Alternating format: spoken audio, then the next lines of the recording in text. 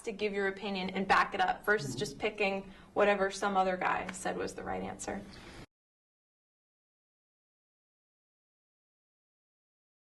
So I took the test at the high school level, and I was actually kind of gratified to see some of the things on the test. It was nonfiction readings, but the net result, the product, was a student had to write a letter to a government official arguing in favor of one thing or another. And that's my sweet spot, right? That's right where I want to be. So I felt empowered by that my goal as an implementer of Common Core is being reflected in this, that my kids are taking a piece of nonfiction text or several, and they're merging them and synthesizing them and coming out with a real-world product. And I thought that was great. But good for social studies in that case. I thought that they got that one. I took the high school English test as well. I did see some interesting questions I didn't think I would see. For example, I had a paragraph, and it said rewrite this paragraph using details that make the picture clearer to the reader. And I also had an essay about two kids who were studying Shakespeare. The kids were talking about Shakespeare, and you had to kind of assume that the student who was reading it had already studied that play. So you had to use information from the literature and this commentary on what these students were talking about, and then apply it. I found that very neat.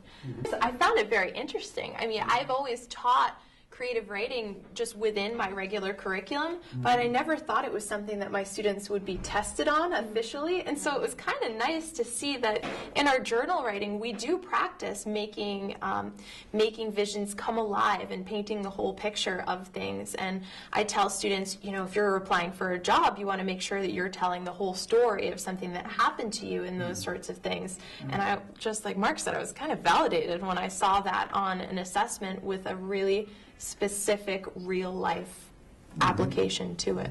I think that there will be a transition. It's a big shift in math. So there's much more reading involved, and when they do the performance task piece of the Smarter Balance test, that will be a new experience for them. We are doing it in the classroom, but I mean new in that kind of a testing format where it's a standardized test. But I think it will be beneficial. I can see the benefits already just by doing performance tasks within each unit. The kids are very enthusiastic about the performance tasks. You know, you give them a sheet of algorithms, you know, just show me how to divide fractions, and then you give them a real life kind of a situation that maybe will take 2 class periods for them to complete. We did one, it was called Share My Candy. And I mean, it sounds very basic, but it was you know, a child had some candy, had to share it among a certain number of people.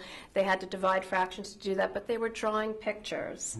They were putting in writing exactly why the answers turned out the way they were. And because it was something they could relate to, a candy bar, and breaking it up among friends. And the results were terrific. And I think it really solidified their understanding when they were able to draw pictures, put the math with the pictures, and then add the text. Now let me explain all this, how this all works together.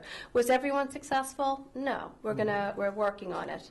But I think it's a better way to look at math aptitude.